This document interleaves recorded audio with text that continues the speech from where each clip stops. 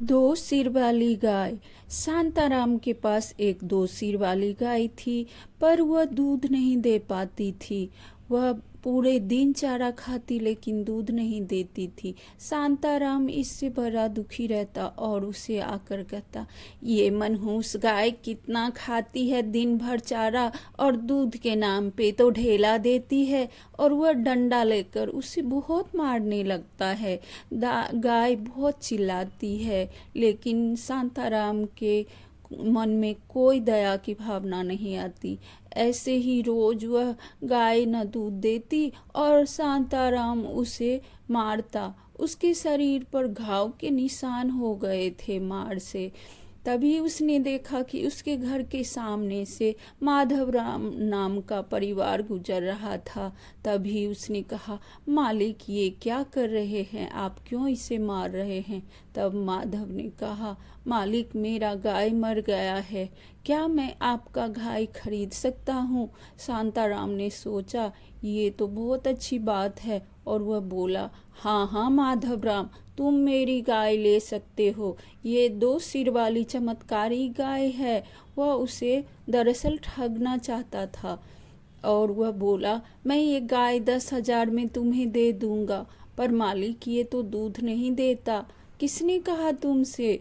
और वो सब लोग, माधव और उसकी परिवार घर आए। माधव की पत्नी और उसके बच्चे कहने लगे, पिताजी आप वो गाय ले लीजिए ना, शांताराम चाचा उसे बहुत मारते हैं, हम लोगों से देखा नहीं जाता। उसकी पत्नी भी वही कहती है। थक हार कर माधव शांताराम के यहाँ से गाय ले आता है। शांताराम सोचता है, चलो बला टली और पैसे भी मिल गया। अब माधव और उसका पूरा परिवार गाय की देखभाल करने लगता है और उसे बहुत प्यार से खाना खिलाता, उसके घाव पे मलहम पट्टी लगाया और वह धीरे धीरे गाय अच्छी होने लगी। वह खाना खाती लेकिन उसे कोई कभी अनादर नहीं करता। धीरे धीरे गाय बहुत खुश रहने लगी। एक दिन शांताराम का बेटा कहने लगा, गाय मैया आपको दूध देना होगा, मेरे पिताजी आपको कितना खाना खिलाते हैं। तभी उसने देखा कि उसके पिता तो दूध ही निकाल रहे हैं और बाल्टी भर के दूध निकाला और उसकी माँ भी उसके पिता के साथ दे रही है। और माधव दूध निकालकर अब दोनों पति पत्नी गांव में लोगों को दूध बेचने लगता है। गांव के सारे लोग शांताराम से ही दूध लेते हैं। माधव का दूध बहुत अच्छा होता है। शांताराम सोचता है, ये मनहूस गाय जब तक मेरे पास थी तब तक तो एक ग्लास भर भी दूध नहीं दिया और अब उसके घर में कितना दूध देती है। शांताराम 10,000 रुपया लेके आता है और माधव से कहता है, देखो माधव, मैं ये 10,000 रुपया तुम्हें वापस करता हूँ, तुम मेरा गाय दे दो, मैं अपनी गाय अपने पास ले जाऊंगा। अरे नहीं नहीं मालिक, मैंने आपसे कोई जबरदस्ती नहीं की थी, आपने मुझे वो गाय बेचा था, अब मैं वो गाय किसी को नहीं दूंगा, वो मेरी गाय है, देख लो शांताराम, बहुत बुरा होगा तुम्हारे साथ। और यह कहकर वो रात में शांताराम माधव के गाय के खाने में कुछ जहर मिला देता है।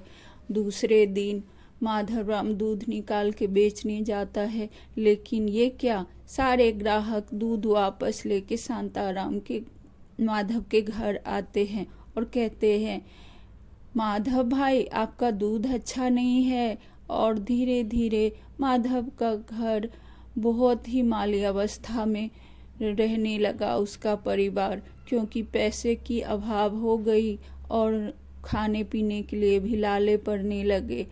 एक दिन माधव की पत्नी खाना खिलाते हुए उस लक्ष्मी गाय से बातें कर रही थी। तभी माधव ने सोचा, ऐसे तो दिन नहीं चलेगा, कोई काम काज भी नहीं मिलता है। उसकी पत्नी कहने लगी, आप चिंता मत कीजिए, सब अच्छा ही होगा। माधव और उसका परिवार रात में सो रहा था, पर माधव को तो नींद ही नहीं आ रही थी। सारे लेनदार वाले भी उसके घर आने लगे थे। तभी उसने देखा बाहर आकर तो गाय के मुंह से सोने चांदी के सिक्के निकल रहे थे। माधव सोचने लगा, ये क्या, आज तक तो मैंने ये सब नहीं देखा। तभी गाय कहती है, मैं एक चमत्कारी गाय हूँ और मैं किसी भी गरीब की मदद करने के लिए आई हूँ।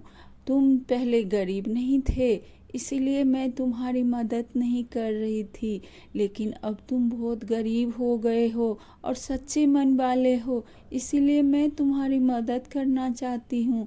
माधव अपनी पत्नी को सारी बात बताया और उसे बाहर ले आया। माधव की पत्नी ने सारे सोने चांदी के सिक्के उठाए और गाय को बहुत सारा धन्यवाद किया। बाद में वो दोनों पति पत्नी गांव के किसी भी गाय को दुखी अवस्था में देखते तो उसका सारा इलाज का खर्चा उठाते। वह अपने बच्चों के लिए भी अच्छी पढ़ाई, घर, सब कुछ अच्छा कर लिया और गांव वाले को भी किसी चीज़ की कमी होती तो उसे भी वह मदद करने लगा। गाय दो सिर वाली बहुत खुश रहने लगी और शांताराम ऐसे ही घूमता रहा निठा।